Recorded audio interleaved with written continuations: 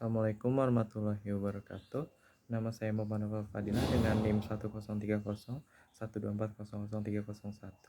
akan menjelaskan dan membuat video tentang kalkulus CO4 untuk menyelesaikan permasalahan dua soal kalkulus. Nomor 1 diberikan fungsi skalar f(x)y sama dengan x kuadrat minus 3y kuadrat dan titik P sama dengan 1,2. Untuk poin A, hitung vektor gradien f(x)y dari fungsi f. Untuk mencari gradiennya, kita akan membutuhkan turunan dari subset x. Maka ini adalah turunan terhadap x atau do f do x. Ini x kuadrat diturunkan dan y-nya sebagai konstanta, maka dia akan diabaikan menjadi 2x. Begitu juga dengan subset y. Turunan 3y kuadrat adalah 6y minus 6y. Maka kita dapat memperoleh gradiennya, yaitu 2x, min 6y. Selanjutnya poin B, hitung nilai gradien f(x)y di titik P. Tadi kan titik P adalah 1,2 dan gradien f(x, y)-nya kan tadi sama dengan 2x minus 6y. Maka gradien f di titik P tadi 1,2, maka kita langsung substitusikan saja, min 6 kali 2 diperoleh 2, min 12. Maka diperoleh nilai gradien f(x)y di titik P nya adalah 2, minus 12. Selanjutnya poin C, yaitu turunan berarah duf di titik P dengan vektor U searah dengan vektor A 3,4. Untuk menentukan turunan berarahnya, kita menggunakan rumus gradien fungsi di titik P dikali dengan vektor unit U. Nah, untuk mencari vektor unit U, di mana U itu adalah vektor unit dari A, maka kita akan menggunakan rumus ini.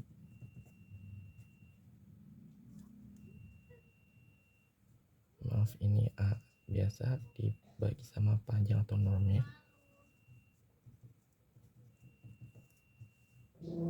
Nah, untuk mencari normnya kan tinggal kita akarkan dan kuadratkan.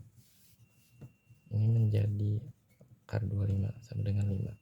Maka vektor unit U itu akan menjadi 3,4 dibagi 5 menjadi 3/5,4/5. Jadi sudah kita peroleh vektor U nya, tinggal disubstitusikan menjadi dfp dikali U. Nah, tadi kan sudah ditemukan gradiennya. Gradien f di titik P nya itu 2,12. Dot produk kan menjadi dengan 3/5,4/5. Ini menjadi 2 kali 3/5 itu 6/5, 12 dikali 4/5 itu 48/5. Hasilnya menjadi minus 42/5. Jadi turunan berarahnya itu bernilai 42/5, minus 42/5. Selanjutnya poin D, arah mana turunan berarah dari F di titik P bernilai maksimum dan berapakah nilai maksimumnya. Nah, untuk mencari arah maksimum,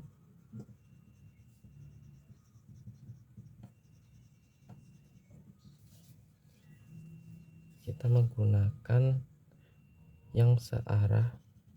Kita menggunakan informasi yang sudah diperoleh tadi, yaitu gradien F di titik P yang searah dengan Fp sama dengan 2, min 12.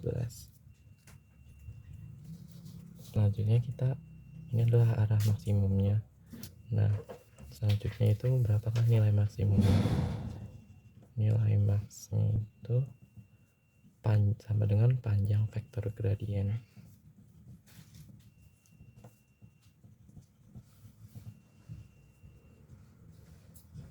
Jadi ini adalah rumus panjang vektor gradiennya. Kita akarkan lalu kuadratkan. Ini 2 pangkat 2 dengan minus ditambah minus 12 kuadrat. Ini menjadi 4 ditambah 144 akar 148, atau bisa dipecah menjadi 2 kali 3 7. Maaf, ini 4 kali 2 7 37.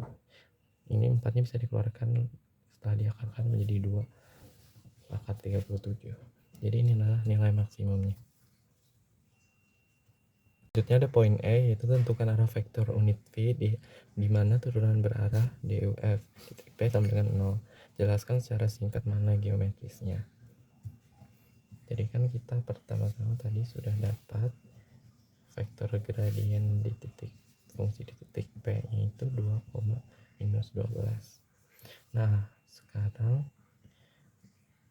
kan turunan berarah 0 terjadi ketika V tegak lurus terhadap gradien F di titik P.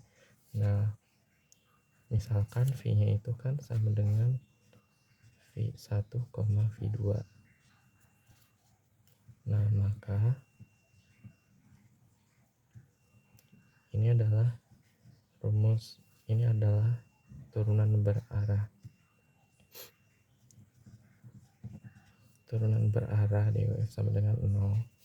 Rumusnya ini akan menjadi seperti ini. Gradien F titik P didot produkkan atau dikalikan dengan V. Selanjutnya ini kita substitusikan saja F di titik P dikali V. Ini kan sama dengan tadi gradien di titik P itu kan 2, lalu dikalikan vektor V, ada V1, maka kita kalikan dengan V1, terus ditambah yang ini Y-nya itu kan min 12 dikalikan dengan vektor dan vektor atau V2 ini akan diperoleh 2V1 dikurangi 12V2.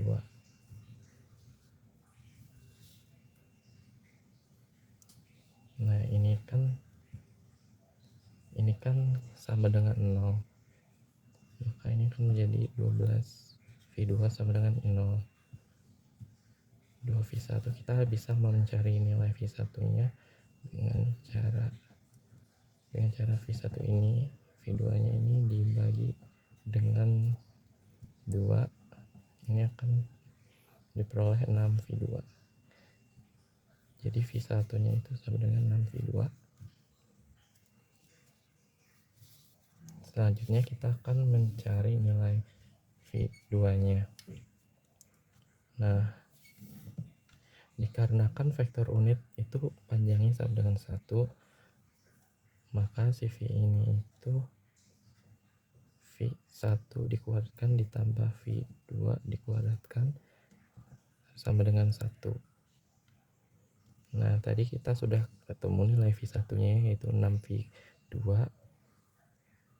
Maka kita akan substitusikan menjadi 6V1 pangkatkan 2 ditambah V2 kuadrat sama dengan 1. Sini aja.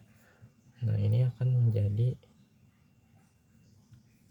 37 V2 kuadrat. Maaf ya, ini V2 bukan V1. V2 kuadrat sama dengan 1. Nah, yang kita bisa cari V2 kuadratnya itu dengan cara mengakarkan untuk menghilangkan kuadratnya menjadi 1/37, dipindah ruaskan. Nah, V2-nya berarti menjadi plus minus 1/37. Nah, setelah itu kita akan substitusikan ke persamaan V1 sama dengan 6V2. Jadi V1 kan tadi diperoleh sama dengan 6V2. Nah, V1 nya itu sama dengan 6 dikali V2 nya ini 1/37.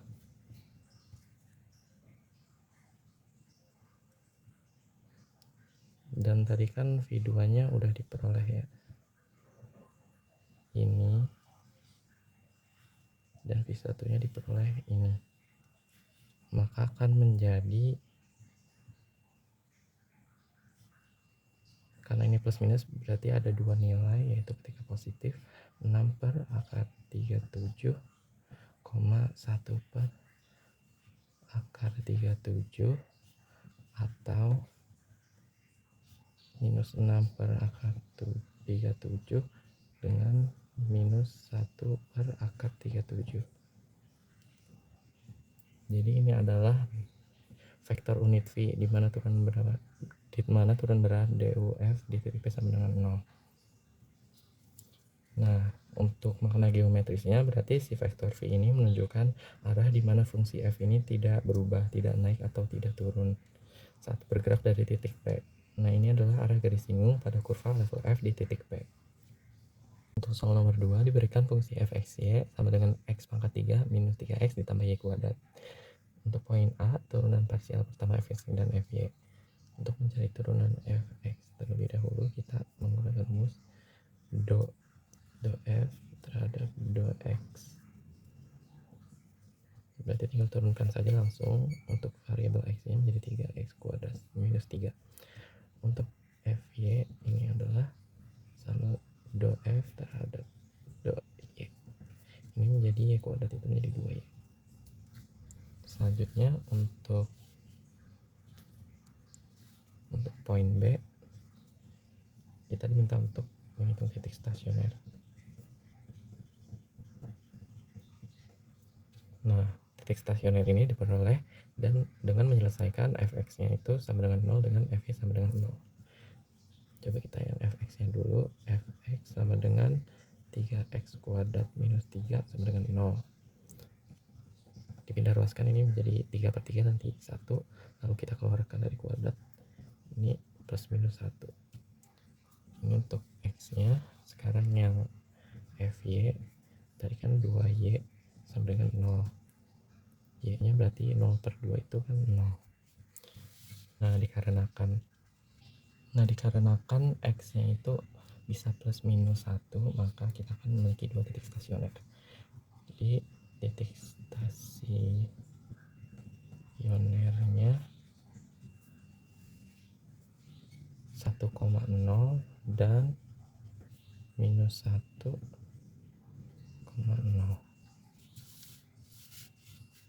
Selanjutnya bagian C, turunan parsial kedua.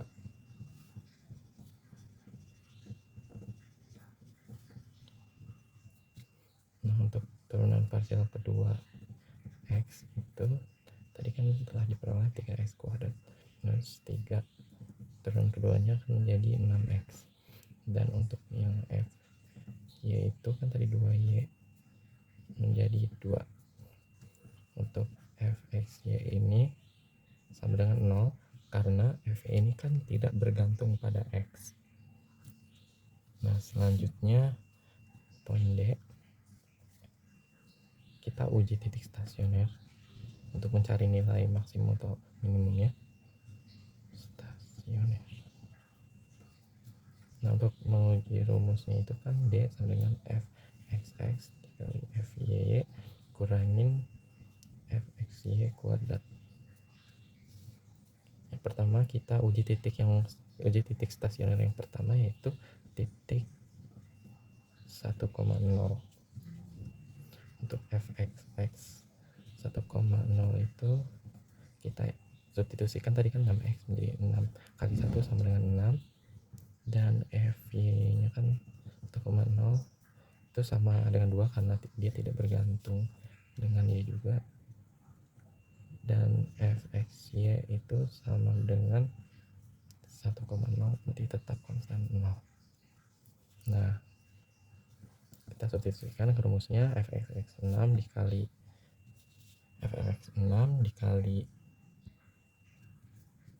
2 itu, terus fx nya tadi dipangkat 0 pangkat 2 itu sama dengan 0, maka diperoleh 12. Nah 12 itu kan lebih besar dari 0, dan si fxx ini sama dengan 6 tadi sudah diperoleh, sama dengan lebih besar dari 0, maka ini masuk kriteria minimum lokal. Jadi di titik stasioner ini kita dapat menemukan minimum lokal fungsinya. Selanjutnya titik stasioner yang kedua, titik minus 1,0, fxx minus 1,0 disubstitusikan x nya itu minus 1 menjadi minus 6, fy nya minus 1,0 masih tetap 2, dan fx nya sama dengan minus 1,0 tetap 0. Substitusikan tadi minus 6 dikali 2 kurangi 0 sama dengan minus 6 lebih kecil dari 0. Nah ini masuk ke syarat atau kriteria dari ketika D lebih kecil dari 0 maka dia disebut titik pelana.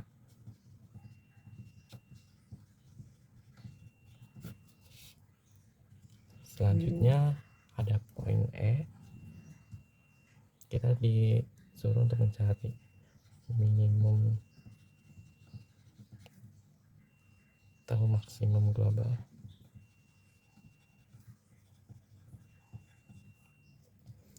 Kita kan mempunyai fungsi fxy sama dengan x pangkat 3 minus 3x ditambah y kuadrat. Nah ketika kita identifikasi satu persatu, yang pertama ada y kuadrat itu akan lebih besar, nilainya lebih besar sama dengan 0. Nah dia itu menuju tak hingga saat y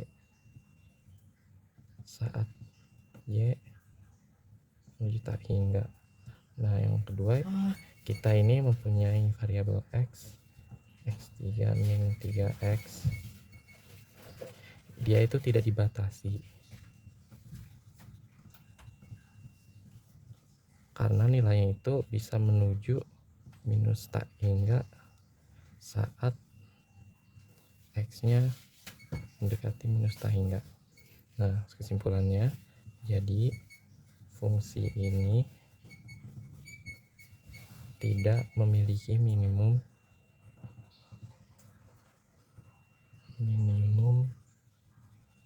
atau maksimum global karena fungsi tidak dibatasi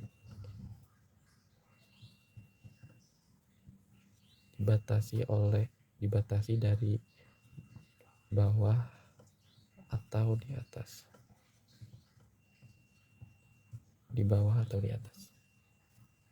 Sekian video penyelesaian soal tersebut dari saya. Mohon maaf jika ada kekurangan. Wassalamualaikum warahmatullahi wabarakatuh.